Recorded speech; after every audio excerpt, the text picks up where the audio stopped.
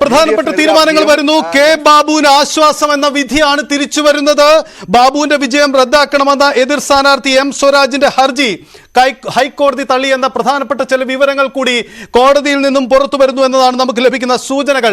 നമുക്കതിന്റെ വിശദാംശം പോവാം. അങ്ങനെയെങ്കിൽ കെ ബാബുവിനെ സംബന്ധിച്ച് അങ്ങേയറ്റം ആശ്വാസമുണ്ടാവുന്ന കാര്യം തന്നെയാണ്. ബാബുവിന്റെ വിജയം റദ്ദാക്കണമെന്ന എതിർ സ്ഥാനാർത്ഥി എം സ്വരാജിന്റെ ഹർജി ഹൈക്കോടതി തള്ളി എന്ന പ്രധാനപ്പെട്ട വാർത്തയാണ് വരുന്നത്. കെ ബാബുവിന്റെ പ്രതികരണത്തിലേക്ക് തന്നെയാണ് നമ്മൾ പോകുന്നത്. കെ ബാബുവിനെ സംബന്ധിച്ച് അങ്ങേയറ്റം ആശ്വാസം നൽകുന്ന വിധി, തർക്കമില്ല. കെ ബാബുവിന്റെ അദ്ദേഹത്തിന്റെ പ്രതികരണമാണ് ഇനി വരാൻ പോകുന്നത്. നമുക്ക് അദ്ദേഹത്തിന്റെ പ്രതികരണത്തിലേക്ക് തന്നെ പോകാം. കെ ബാബുവിന് അങ്ങേയറ്റം ആശ്വാസം നൽകുന്ന വിധി, ഹർജി തള്ളുന്നു. സ്വരാജിന്റെ ബാബുവിന്റെ വിജയം റദ്ദാക്കണമെന്ന എതിർ സ്ഥാനാർത്ഥി എം സ്വരാജിന്റെ ഹർജി ഹൈക്കോടതി തള്ളിയിരിക്കുന്നു.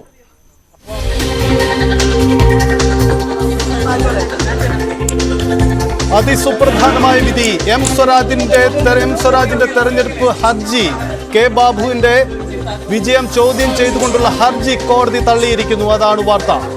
കെ ബാബുവിന്റെ പ്രതികരണത്തിലേക്ക്. എല്ലാവരും വന്നു കഴിഞ്ഞില്ലേ? വളരെ സന്തോഷം. 2021 നിയമസഭാ തെരഞ്ഞെടുപ്പിൽ ഞാൻ വിജയിച്ച കാര്യം നിങ്ങൾക്ക് എല്ലാവർക്കും അറിയാം.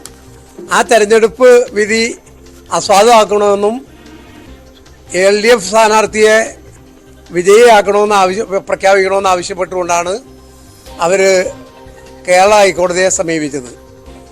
അതിൻ്റെ മായി ബന്ധപ്പെട്ട് 3 വർഷമായി കേസ് നടന്നുകൊണ്ടിരിക്കുകയായിരുന്നു. ആ കേസ് ഇന്നിപ്പോൾ കോടതി വിധിയായി. വിധിയുടെ വിശദവിവരങ്ങൾ ഞാൻ അറിഞ്ഞിട്ടില്ല.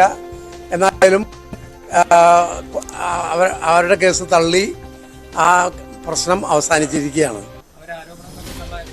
ആരോപണങ്ങൾ എന്തൊക്കെ തള്ളി, നേരത്തെ ഞാൻ പ്രസംഗിച്ചു, ചുമര എഴുതി എന്നൊക്കെ ഉള്ള ആരോപണങ്ങൾ തള്ളിക്കളഞ്ഞിരുന്നു.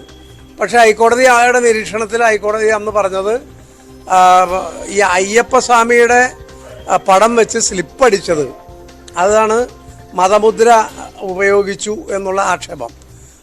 അങ്ങനെ പറഞ്ഞിട്ടുള്ള കാര്യം നിലനിൽക്കും, ആ കേസ് പ്രശ്നം നിലനിൽക്കും എന്നാണ് ഹൈക്കോടതി പറഞ്ഞിരുന്നത്.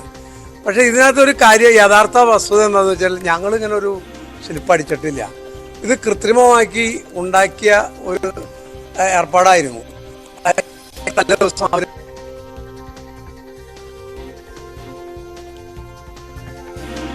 ബാബുവിന്റെ പ്രതികരണം, കെ ബാബുവിന്റെ പ്രതികരണമാണ് നമ്മൾ കേട്ടത്. എന്തായാലും ഈ വിഷയത്തിൽ കെ ബാബുവിന് അങ്ങേയറ്റം ആശ്വാസം നൽകുന്ന തെരഞ്ഞെടുപ്പ് ഹർജിയിലുള്ള വിധിയാണ് വരുന്നത്. സ്വരാജിന്റെ ഹർജി റദ്ദാക്കപ്പെടുമ്പോൾ കെ ബാബുവിന്റെ വിജയം കോടതി ശരിവയ്ക്കുന്നു. അവിടെ മതചിഹ്നങ്ങൾ ഉപയോഗിച്ചുകൊണ്ട് വോട്ട് പിടിച്ചു എന്ന ആരോപണം നിലനിൽക്കില്ല എന്നതാണ് ഹൈക്കോടതിയുടെ കണ്ടെത്തൽ.